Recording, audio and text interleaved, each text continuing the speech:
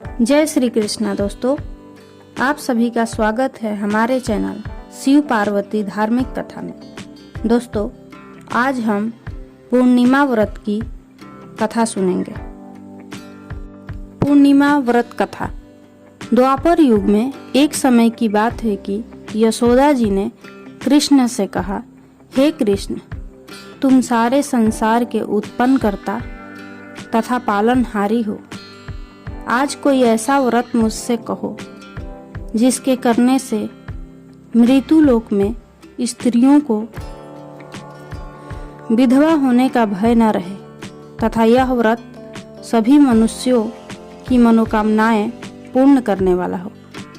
श्री कृष्ण कहने लगे, हे माता, तुमने अति सुंदर प्रश्न किया है। मैं तुमसे ऐसे ही व्रत को सविस्तार कहता हूँ। सौभाग्य की प्राप्ति के लिए स्त्रियों को 32 पूर्णमासियों का व्रत करना चाहिए। इस व्रत के करने से स्त्रियों को सौभाग्य संपत्ति मिलती है। यह व्रत अचल सौभाग्य देने वाला एवं भगवान शिव के प्रति मनुष्य मात्र की भक्ति को बढ़ाने वाला है।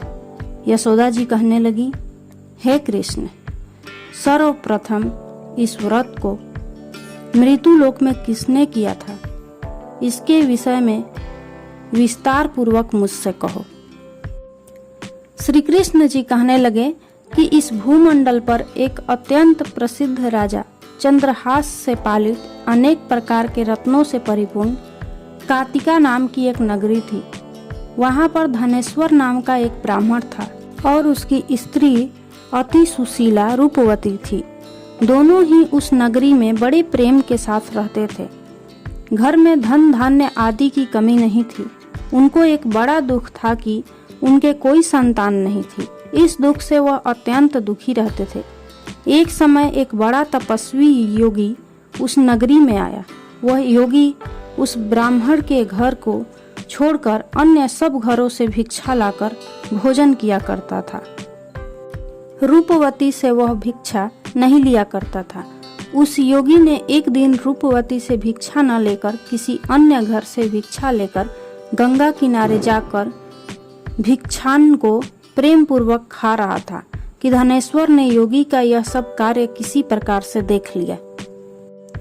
अपनी भिक्षा के अनादर से दुखी होकर धनेश्वर योगी से बोला, महात्मन, आप सब घरों से भिक्षा लेते हैं परंतु मेरे घर की भिक्षा कभी भी नहीं लेते।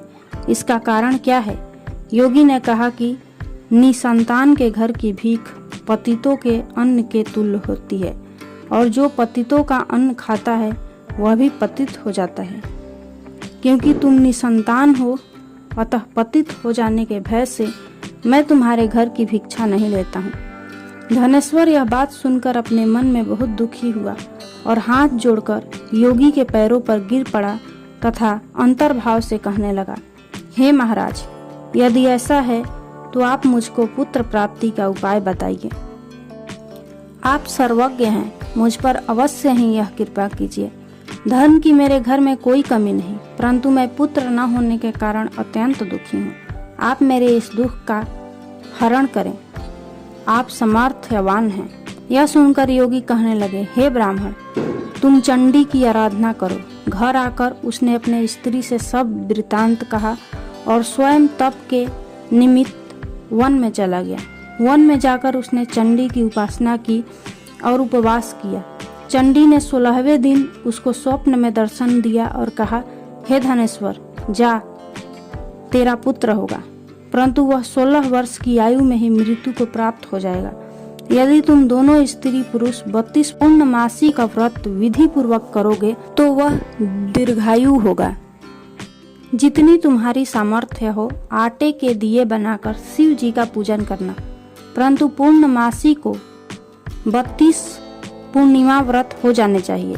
प्रातः काल होने पर इस स्थान के समीप ही तुम्हें एक आम का वृक्ष दिखाई देगा। उस पर तुम चढ़कर एक फल तोड़कर शीघ्र अपने घर चले जाना। अपनी स्त्री से सब वृतांत कहना। ऋतु स्नान के पश्चात वह स्वच्छ होकर श्री शंकर जी का ध्यान करके उस फल को खा लेगी। तब शंकर भगवान की कृपा से उसका गर्भ ठहर जाएगा। जब वह ब्राह्मण प्रातः काल उठा तो उसने उस स्थान के पास ही एक आम का वृक्ष देखा जिस पर एक अत्यंत सुंदर आम का फल लगा हुआ था। उस ब्राह्मण ने उस आम के वृक्ष पर चढ़कर उस फल को तोड़ने का प्रयत्न किया, परंतु वृक्ष पर कई बार प्रयत्न करने पर भी वह न चढ़ पाया। तब तो उस ब्राह्मण को बहुत चिंता हुई और विघ्न विनाशक श्री गणेश जी की वंदना करने लगा। हे दयानिधे, अपने भक्तों के विघ्नों का नाश करके उनके मंगल कार्य को करने वाले, दुष्टों का नाश करने वाले, रिद्धि सिद्धि के देने वाले, आप मुझ पर कृपा करके इतना बल दें कि मैं अपने मनोरथ को पूर्ण कर सकूं। इस प्रकार गणेश जी की प्रार्थना करने पर उनकी कृपा से धनेश्वर वृक्ष पर चढ़ गया और उसने एक अति सुंदर आम का फल देखा। उसने विचार किया कि जो वरदान से फल मिला था वह यही है और कोई फल दिखाई नहीं देता। उस धनेश्वर ब्राह्मण ने जल्दी से उस फल को तोड़कर अपनी स्त्री को लाकर दिया और उसकी स्त्री ने उस फल को खा लिया और वह गर्भवती हो गई। देवी जी की असीम कृपा से उसे एक अत्यंत सुंदर पुत्र उत्पन्न हुआ जिसका नाम उन्होंने देवीदास रखा। माता पिता के हर्ष और शोक के साथ वह बालक शुक्ल पक्ष के चंद्रमा की भांति अपने पिता के घर में बढ़ने लगा। भवानी की कृपा से वह बालक बहुत ही सुंदर, सुशील और विद्या पढ़ने में बहुत ही निपुण हो गया। दुर्गा जी की आज्ञा अनुसार उसकी माता ने 32 पूर्णिमा का व्रत रखना प्रारंभ कर दिया था जिससे उसका पुत्र बड़ी आयु वाला हो जाए। 16वां वर्ष लगते ही देवीदास के माता पिता को बड़ी चिंता हो गई कि कहीं उनके पुत्र की इस वर्ष मृत्यु न हो जाए। इसलिए उन्होंने अपने मन में विचार किया कि यदि यह दुर्घटना उनके सामने हो गई तो वे कैसे सहन कर सकेंगे। इसलिए उन्होंने देवीदास के मामा को बुलाया और कहा कि हमारी इच्छा है कि देवीदास 1 वर्ष तक काशी में जाकर शिक्षा ग्रहण करे और उसको अकेला भी नहीं छोड़ना चाहिए। इसलिए साथ में तुम चले जाओ और 1 वर्ष के पश्चात इसको वापस लौटा लाना। सब प्रबंध करके उसके माता पिता ने काशी जाने के लिए देवीदास को एक घोड़े पर बैठाकर उसके मामा को उसके साथ कर दिया, किंतु यह बात उसके मामा या किसी और से नहीं कही। धनेश्वर ने सपत्नी अपने पुत्र की मंगल कामना तथा दीर्घायु के लिए भगवती दुर्गा की आराधना और पूर्णमासी का व्रत करना आरंभ कर दिया। इस प्रकार बराबर 32 पूर्णमासी का व्रत पूरा किया। कुछ समय बाद एक दिन वह दोनों मामा और भांजा मार्ग में रात्रि बिताने के लिए किसी गांव में ठहरे हुए थे। उस दिन उस गांव में एक ब्राह्मण की अत्यंत सुंदरी, सुशीला, विदुषी और गुणवती कन्या का विवाह होने वाला था। जिस धर्मशाला के अंदर वर और उसकी बारात ठहरी हुई थी उसी धर्मशाला में देवीदास और उसके मामा भी ठहरे हुए थे। संजोगवश कन्या को तेल आदि चढ़ाकर मंडप आदि का कृत्य किया गया तो लग्न के समय वर को धनुर्वात हो गया। इसलिए वर के पिता ने अपने कुटुंबियों से परामर्श करके निश्चय किया कि यह देवीदास मेरे पुत्र जैसा ही सुंदर है, मैं इसके साथ ही लग्न करा दूं और बाद में विवाह के अन्य कार्य मेरे लड़के के साथ हो जाएंगे। ऐसा सोचकर देवीदास के मामा से जाकर बोला कि तुम थोड़ी देर के लिए अपने भांजे को हमें दे दो जिससे विवाह के लग्न का सब काम सुचारू रूप से हो सके। तब उसका मामा कहने लगा कि जो कुछ भी मधु पर्क आदि कन्यादान के समय वर को मिले वह सब हमें दे दिया जाए तो मेरा भांजा इस बारात का दूल्हा बन जाएगा। यह बात वर के पिता द्वारा स्वीकार कर लिए जाने के बाद मामा ने अपने भांजा को दूल्हा बनाकर भेज दिया और उसके साथ सब विवाह कार्य रात्रि में विधि पूर्वक संपन्न हो गया। पत्नी के साथ वह भोजन न कर सका और अपने मन में सोचने लगा कि न जाने यह किसकी स्त्री होगी। वह एकांत में यहीं बैठकर सोचने लगा और उसकी आंखों में आंसू आ गए। तब वधू ने पूछा कि क्या बात है, आप इतने उदासीन व दुखी क्यों हैं? तब उसने सब बातें जो वर के पिता व उसके मामा में हुई थी उसको बतला दी। तब कन्या कहने लगी कि यह ब्रह्म विवाह के विपरीत कैसे हो सकता है। देव, ब्राह्मण और अग्नि के सामने मैंने आपको ही अपना पति बनाया है, इसलिए आप ही मेरे पति हैं। मैं आपकी ही पत्नी रहूंगी, किसी अन्य की कदापि नहीं। तब देवीदास ने कहा, ऐसा मत कहिए, क्योंकि मेरी आयु बहुत थोड़ी है। मेरे पश्चात आपकी क्या गति होगी, इन बातों को अच्छी तरह विचार लो। परंतु वह दृढ़ विचार वाली थी। बोली कि जो आपकी गति होगी वही मेरी गति होगी। हे स्वामी, आप उठिए और भोजन करिए, आप निश्चय ही भूखे होंगे। इसके बाद देवीदास और उसकी पत्नी दोनों ने भोजन किया तथा शेष रात्रि वे सोते रहे। प्रातः काल देवीदास ने अपनी पत्नी को 3 नगों से जड़ी हुई एक अंगूठी दी, एक रुमाल दिया और बोला, हे प्रिय, इसे लो और संकेत समझकर स्थिर चित्त हो जाओ। मेरा मरण और जीवन जानने के लिए एक पुष्प वाटिका बना लो, उसमें सुगंधी वाली एक नवमल्लिका लगा लो, उसको प्रतिदिन जल से सिंचा करो और आनंद के साथ खेलो कूदो तथा उत्सव मनाओ। जिस समय और जिस दिन मेरा प्राणांत होगा ये फूल सूख जाएंगे और जब ये फिर हरे हो जाएं तो जान लेना कि मैं जीवित हूँ। यह बात निश्चय करके समझ लेना, इसमें कोई संशय नहीं है। यह समझाकर वह चला गया। प्रातः काल होते ही वहां पर गाजे बाजे बजने लगे और जिस समय विवाह के कार्य समाप्त करने के लिए वर तथा सब बाराती मंडप में आए तो कन्या ने वर को भली प्रकार से देखकर अपने पिता से कहा कि यह मेरा पति नहीं है, मेरा पति वही है जिसके साथ रात्रि में मेरा पाणी ग्रहण हुआ था। इसके साथ मेरा विवाह नहीं हुआ है। यदि यह वही है तो बताइए कि मैंने इसको क्या दिया। मधुपर्क और कन्यादान के समय जो मैंने आभूषण दिए थे उन्हें दिखाए तथा रात में मैंने क्या गुप्त बातें कही थी वह सब सुनाए। पिता ने उसके कथा अनुसार वर को बुलवाया। कन्या की यह सब बातें सुनकर वह कहने लगा कि मैं कुछ नहीं जानता। इसके पश्चात वह लज्जित होकर चला गया और सारी बारात भी अपमानित होकर वहां से लौट गई। भगवान श्री कृष्ण बोले, हे माता, इस प्रकार देवीदास काशी शिक्षा ग्रहण के लिए चला गया।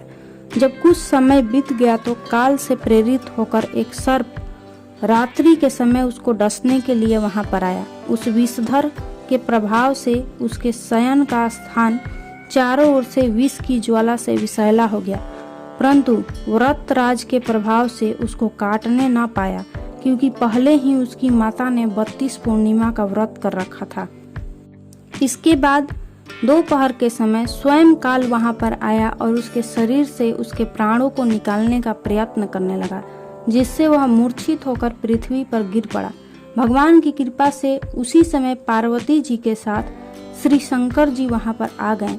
उसको मूर्छित दशा में देखकर पार्वती जी ने भगवान शंकर से प्रार्थना की कि हे महाराज, इस बालक की माता ने पहले 32 पूर्णिमा का व्रत किया था, जिसके प्रभाव से हे भगवान आप इसको प्राण दान दें।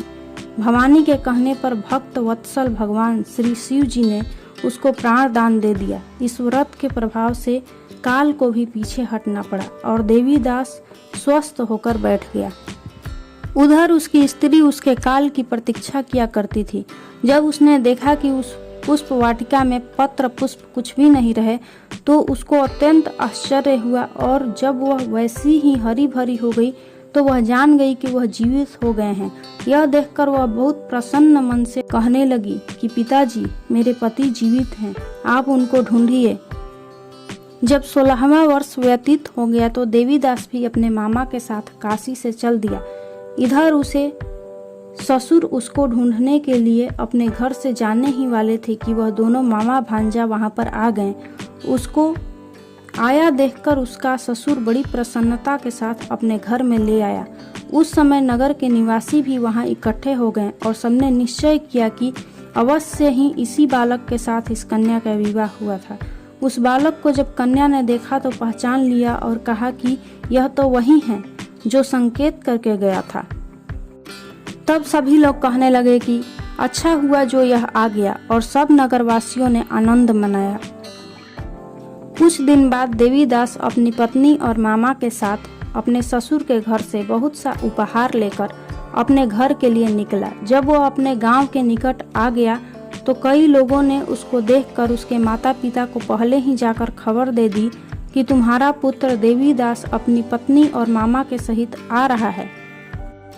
ऐसा समाचार सुनकर पहले तो उन्हें विश्वास ही नहीं हुआ, किंतु जब और लोगों ने भी आकर उनकी बात का समर्थन किया तो उनको बड़ा आश्चर्य हुआ। लेकिन थोड़ी देर में देवीदास ने आकर अपने माता पिता के चरणों में अपना सिर रखकर प्रणाम किया और उसकी पत्नी ने अपने सास ससुर के चरणों को स्पर्श किया तो माता पिता ने अपने पुत्र और पुत्रवधू को अपने हृदय से लगा लिया और दोनों की आंखों से खुशी के आंसू बहने लगे।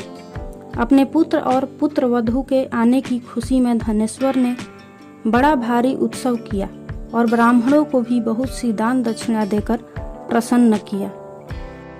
श्री कृष्ण जी कहने लगे कि इस प्रकार धनेश्वर 32 पूर्णिमाओं के व्रत के प्रभाव से पुत्रवान हो गया। जो भी स्त्रियां इस व्रत को करती हैं वे जन्म जन्मांतर में वैधव्य का दुख नहीं भोगती और सदैव सौभाग्यवती रहती हैं। यह मेरा वचन है, इसमें कोई संदेह नहीं मानना। यह व्रत पुत्र पौत्रों को देने वाला तथा संपूर्ण मनोकामनाओं को पूर्ण करने वाला है।